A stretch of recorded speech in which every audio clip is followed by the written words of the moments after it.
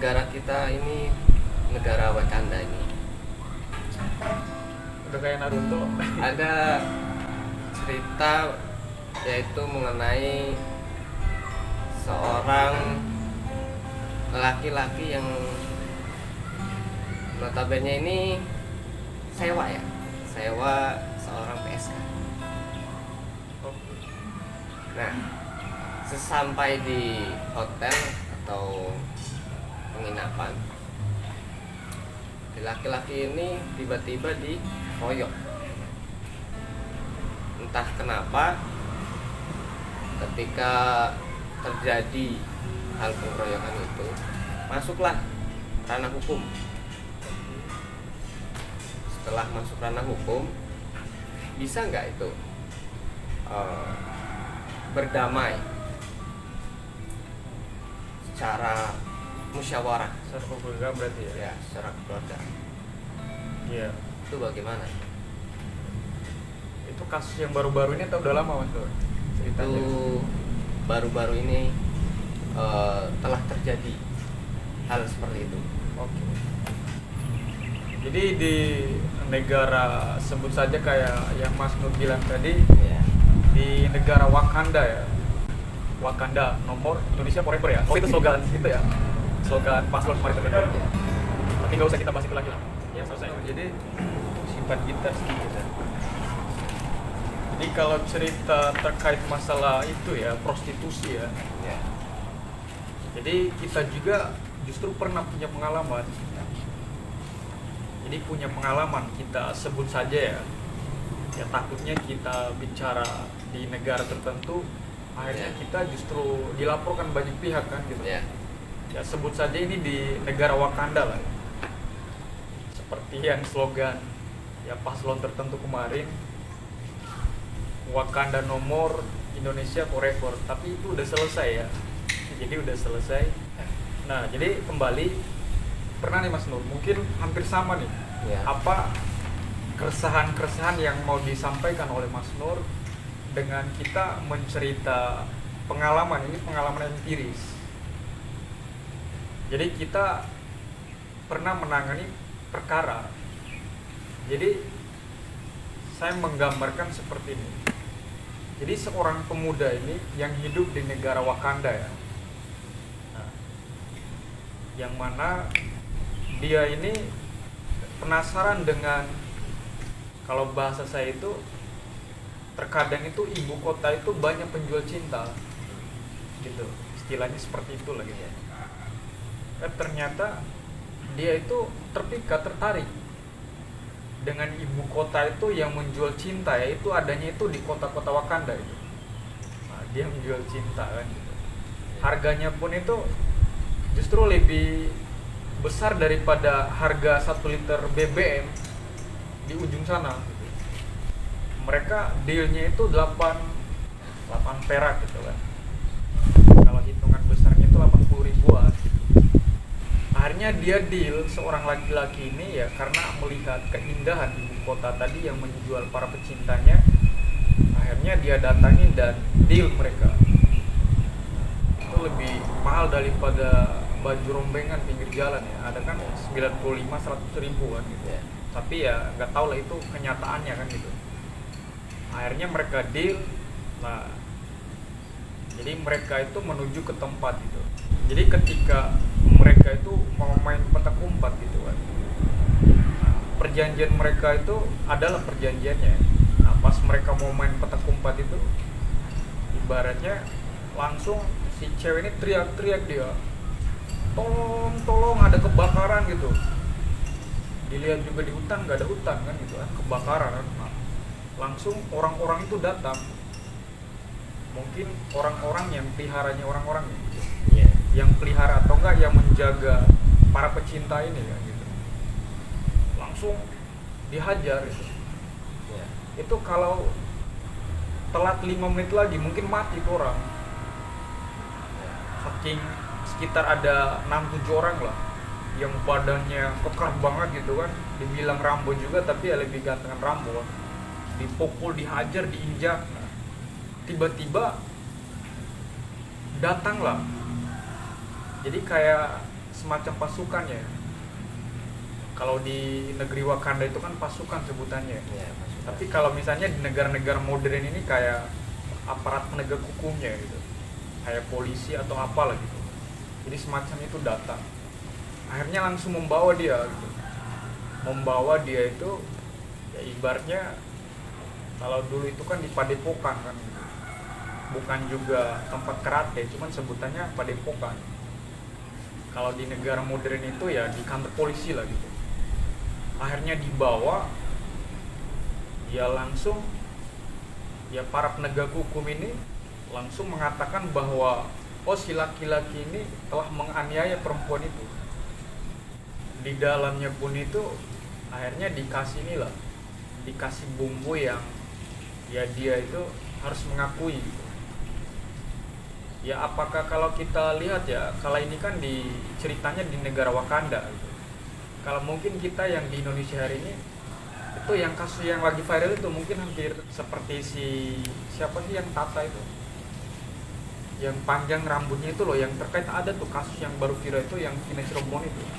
Satu pelaku itu yang dibebaskan itu namanya si Saka. Oh iya kalau nggak salah itu dia si Saka.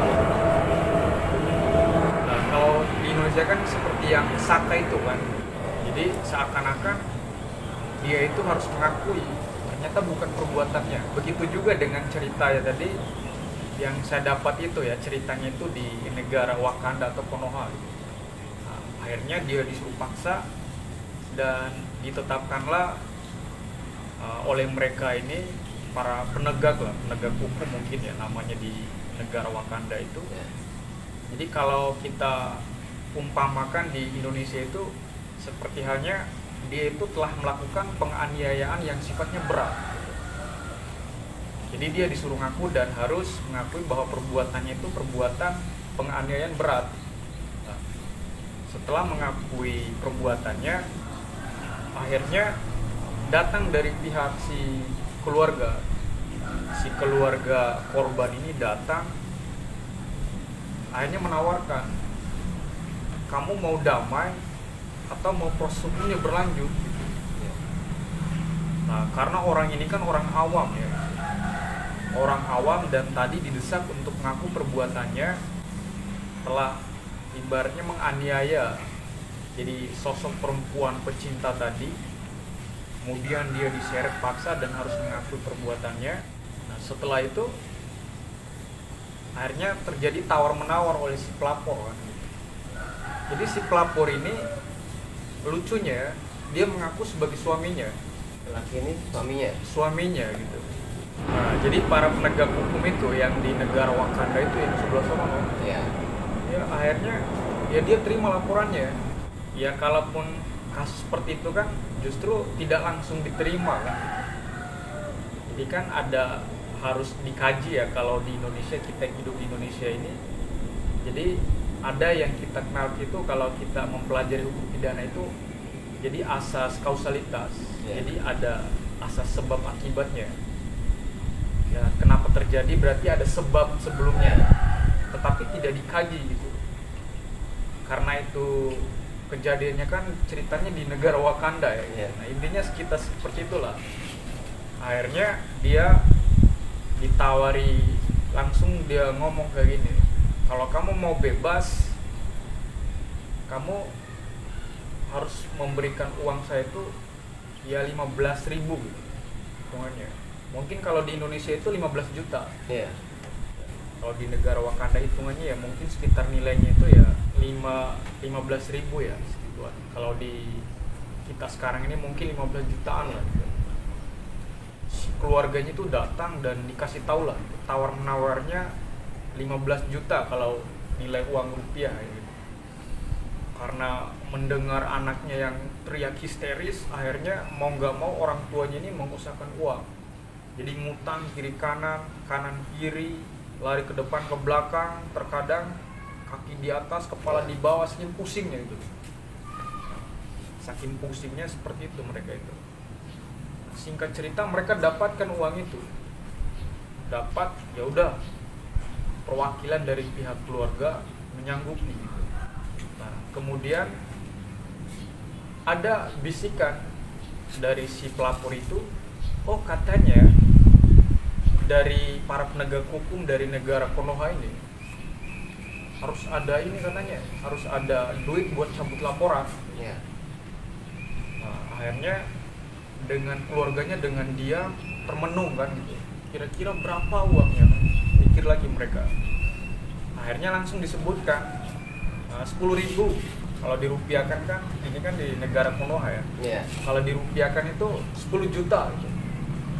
Nah, singkat cerita, datanglah keluarganya, dan karena duitnya tidak mereka dapati, akhirnya mereka itu ada keluarganya itu yang ya kalau di Indonesia itu pengacara lah, yang mengerti hukum, namanya Santo Yudas itu, kalau nggak salah pengacaranya itu, kalau nggak salah itu Santo Yudas.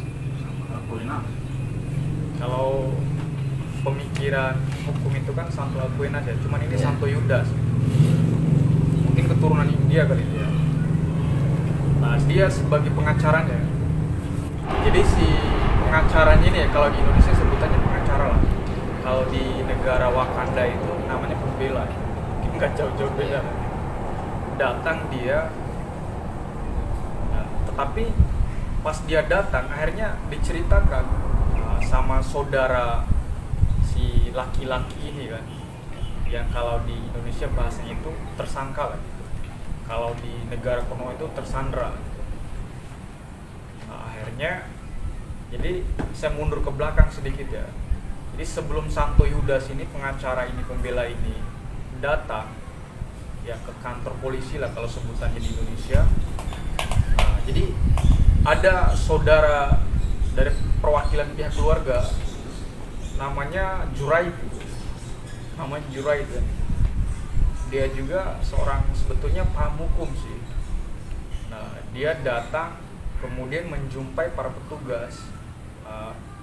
Dia mengatakan seperti ini, Pak, saya dari perwakilan dari pihak keluarga gitu, si tersangka gitu. Nah, karena saya mengerti hukum sedikit, nah untuk itu izinkan saya untuk ibaratnya memberikan satu surat kuasa lah kalau kita di Indonesia ya, kalau pengacara itu kan seperti itu. Nah, akhirnya kata petugasnya, oh nggak boleh, karena si tersangka ini belum menikah gitu katanya, atau enggak di bawah umur gitu. Si Juraiti nanya, Pak, kan saudara saya itu kan usianya kan sudah 23 tahun gitu. Ya tetap nggak boleh gitu. Harus perwakilan dari pihak keluarga gitu, harus perwakilan dari pihak keluarga. Akhirnya dia nggak jadi mengurungkan niatnya dan dia keluar lagi sambil mikir dia kan, kok nggak bisa ya gitu. Karena yang dia pelajari sesuai dengan KUHP orang Indonesia itu, oh ternyata dikatakan dewasa itu kan kalau dipidana kan 18 tahun ya. Berarti orang ini sudah dewasa kan gitu. Akhirnya si Jurait itu kan keluar kan dari kantor para penegak ini, keluar. Dia pusing kan, mikirin lah, emang ada yang salah ya. Setahu dia Pak, di saat ibaratnya dia mendapatkan pengetahuan hukum lah di negara Konoha atau Wakanda itu, umur 18 tahun itu berarti dikatakan sudah dewasa menurut undang-undang mereka ya. Mungkin sama juga di Indonesia kan, kalau di dalam KUHP pidana itu kan 18 tahun itu dikatakan cakap hukum ya. Jadi setiap perbuatan mereka itu sudah tidak diwakilkan lagi oleh orang tuanya, tetapi ketika perbuatan dia itu melanggar hak seseorang ataupun melanggar hukum, maka konsekuensinya ditanggung oleh dia sendiri. Nah, si Jurait ini mikir keras banget gitu kan, sampai-sampai nggak jadi gila sih dia gitu. Akhirnya datanglah si Yudas tadi, pengacaranya kan. Jurait gimana? Oh ini gini bang, dia cerita kan, kok si tersangka ini kan udah umurnya kan 23 tahun, tapi dari pihak para penegak hukumnya bilang, oh nggak boleh diwakilkan karena kan belum nikah katanya. Jadi cuma alasannya belum nikah. Kalau yang belum nikah itu silakan datang ke keluarganya, orang tuanya, ibu bapaknya, minta surat pernyataan bahwa si Jurait ini ya boleh didampingi. Ya. Akhirnya si Yudas ini dengan semangat lah datang, kemudian dia bawa surat kuasanya, langsung masuk. Kalau di Indonesia kan ya ibaratnya penyidiknya lah, dia ketemu sama penyidiknya, dia datang. Walaupun seharusnya di negeri Wakanda itu yang diceritain ini kan, kalau hari Kamis itu kan masih jam kerja ya, Ya. Jumat Sabtu itu libur. Nah, si Yudas ini kalau nggak salah dia datang di hari Sabtu. Datang, dia bilang, saya Yudas katanya, saya adalah pembela gitu. Dia datang, oh iya bang gitu. Kalau di Indonesia kan katanya penyidik lah, ada duduk. Ada kepentingan apa? Oh iya, saya keluarga daripada si tersangka atas nama si A ini. Ya jadi saya mau minta dia dikeluarkan sebentar, mau tanda tangan kuasa. Jadi langsung petugasnya tuh sigap gitu. Oke siap bang, langsung dikeluarkan si tersangka itu. Setelah dia tanda tangan surat kuasa, nah barulah dia membuka kembali obrolan terkait dengan yang Dilan tadi, yang 15 juta. Setelah si tersangka itu dihadirkan ketemu Yudas dan tanda tangan kuasa, kalau di Indonesia kan kayak gitu makanya. Nah habis itu si Yudas ini nanya sama si Jurai, dia itu masuk sama Jurai. Ibaratnya katakan seperti inilah, bang, kata Jurai ini saudara saya, emang sudah ada deal-dealan? Oh iya, kata si petugas ini kan, dari pihak pelapor itu mintanya 15 juta. Kalau duitnya itu kalau hitungannya rupiah ya gitu. Karena di negara Konoha kan cuma 15.000 kan gitu. Akhirnya gimana? Nah, akhirnya si Yudas ini bilang, gini bang gitu, mohon izin buat menghadirkan pihak pelapor, kita musyawarah kembali. Nah kata petugasnya, nggak boleh kan, kemarin kan udah sepakat gitu, si Jurai itu sama pihak pelapor, kita saksinya gitu. Akhirnya si Yudas itu pertegas, oh nggak boleh sepihak dong, karena tanda tangan kuasanya baru dan sudah sepenuhnya tanggung jawab saya selaku pembela. Nah untuk itu keputusan kemarin itu ya saya anggap tidak ada keputusan, tidak ada kesepakatan, sehingga ya udah minta tolong untuk dihadirkan pelapor. Singkat cerita dihadirkan pelapor. Nah pelapor itu kalau nama orang Indonesia itu si Andros dia. Nah, si pelapor datang, dia si Andros ini, akhirnya si petugas ini kan atau penyidik itu nanya, Andros, gimana kamu kemarin 15 juta itu fix nggak gitu? Ini ada pihak keluarganya nih gitu, dari si pelaku nih gitu. Ini pengacaranya namanya Yudas. Kalau yang tadi kan Jurai yang sepakat sama kamu, gimana? Akhirnya di situ langsung dibilang sama si Yudas, oh itu nggak boleh gitu. Akhirnya si Yudas bilang, nah gini abangku, kata si Yudas ya kepada penyidiknya gitu, ini klien kita ini dikenakan pasal berapa? Akhirnya si petugas ini bilang, oh dia dikenakan kalau di Indonesia itu masuknya penganiayaan berat. Jadi kalau di pidana itu kalau nggak salah pasalnya 351, jadi penganiayaan berat. Akhirnya si Yudas nggak terima, oh nggak boleh kayak gini dong, kita harus lihat dulu peristiwanya seperti apa, sebab akibatnya seperti apa. Kalaupun si pecinta ini kemudian sepakat dengan klien saya, ya ibaratnya ya untuk mereka naik bulan kan dengan kesepakatan bersama, kata si Yudas, kan nggak ada aturan yang dijelaskan secara eksplisit di dalam KUHP kan gitu. Ya ibaratnya kan mereka kan tidak boleh dijerat oleh hukum kan gitu, karena tidak ada aturan yang mengikat sebelumnya. Akhirnya apa, petugas ini bingung. Akhirnya sudah jelaskan, kalau di Indonesia kan, kalau kita kaitkan antara undang-undang peraturan di negara Konoha ini sama di Indonesia, Yudas bilang kayak gini, kalau prostitusi itu kan sebetulnya para penegak itu kan harus sterilisasi, tidak boleh seperti itu kan. Kemudian sedangkan yang melaporkan ini, pihak pelapor ini kan adalah istrinya. Sedangkan di dalam KUHP pidana Yudas bilang bahwa jangankan suami ya, orang lain pun menjual belikan orang itu nggak boleh. itu justru ada sanksinya, kata si Yudas.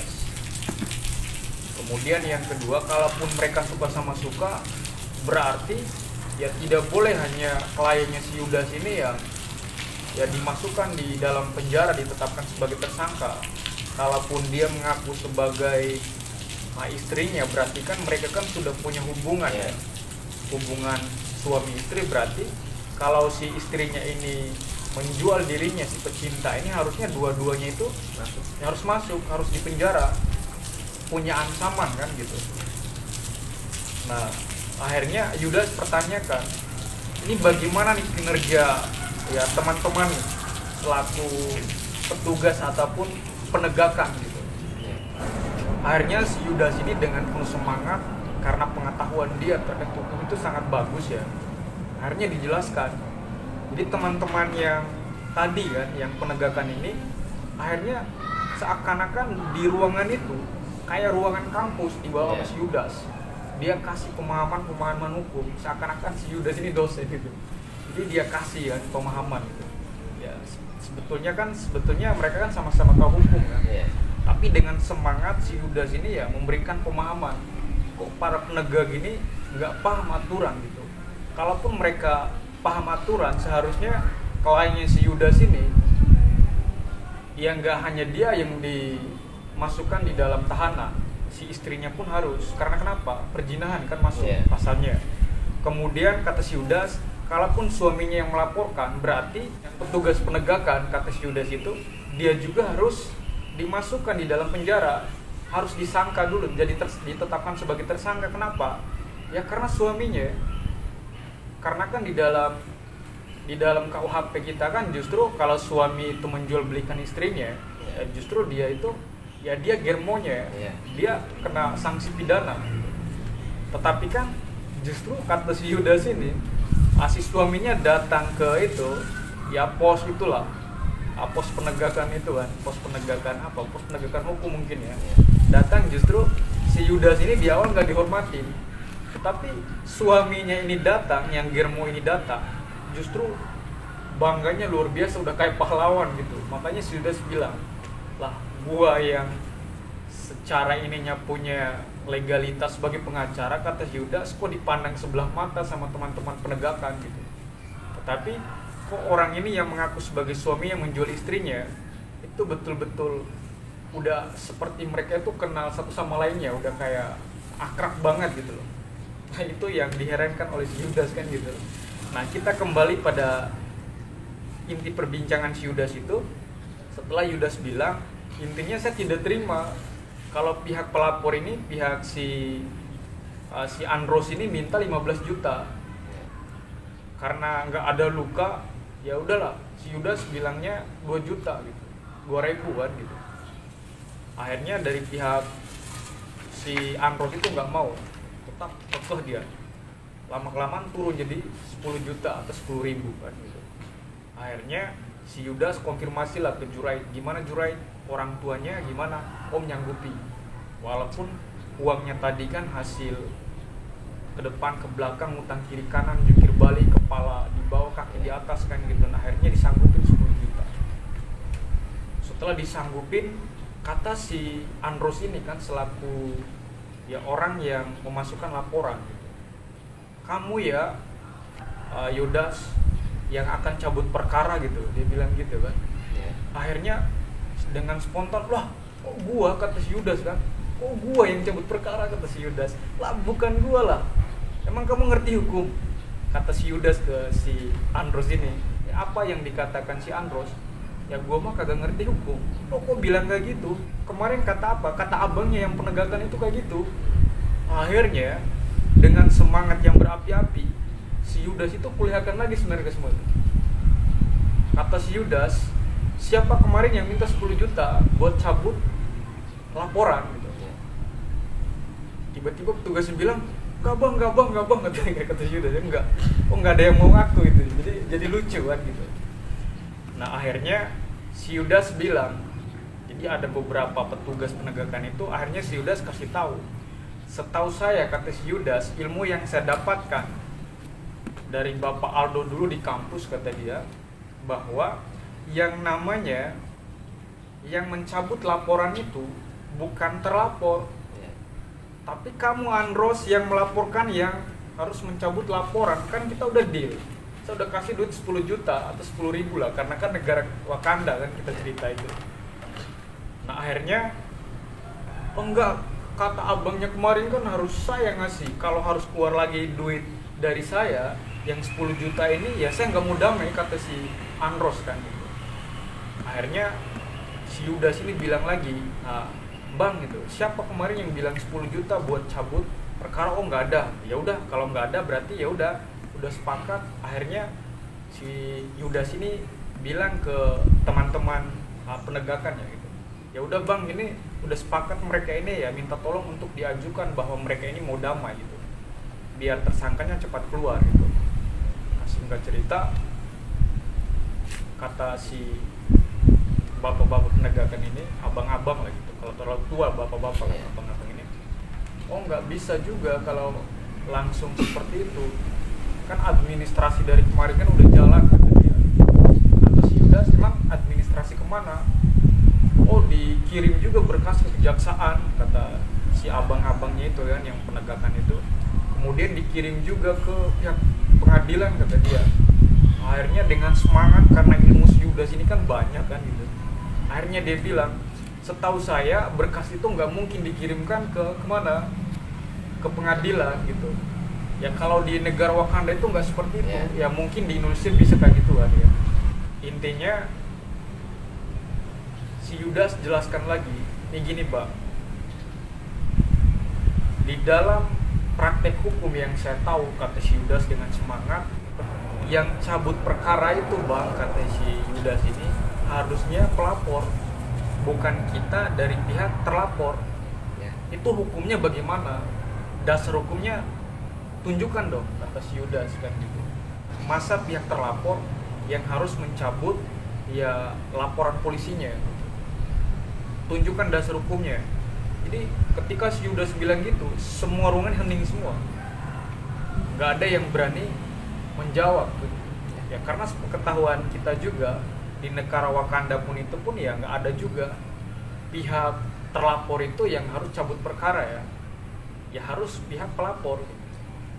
Kemudian si Yudas tegaskan lagi bahwa di dalam pencabutan laporan kepolisian gitu, nggak ada yang namanya pakai duit, jadi nggak diatur gitu. Itu semua kan udah ditanggung sama negara, kata si Yudas. Akhirnya semuanya terdiam, terhening semua. Dan kata si Yudas, kalaupun ada, saya akan kooperatif dan saya akan bayar. Yang penting tunjukkan aturannya, rinciannya ditunjukkan ke saya akan bayar sekarang, kata si Yudas dengan semangat dan tegas dia. Mungkin jiwanya dia sebagai mungkin dulu yang mempelajari hukum ya, akhirnya pesan-pesan dosen itu merasuki jiwa dia sebagai orang yang pembela gitu, yang bela yang benar. Nah, singkat cerita langsung deal 10 juta.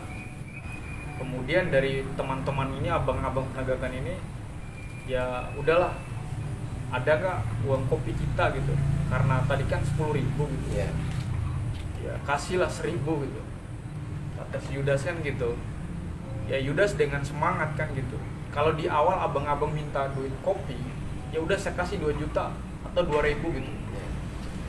Nah, akhirnya deal, akhirnya orang itu keluar, si Yudas ini keluar pintu penegakan itu, kantor itu kan, kantor penegakan, langsung dia teriak ha gitu.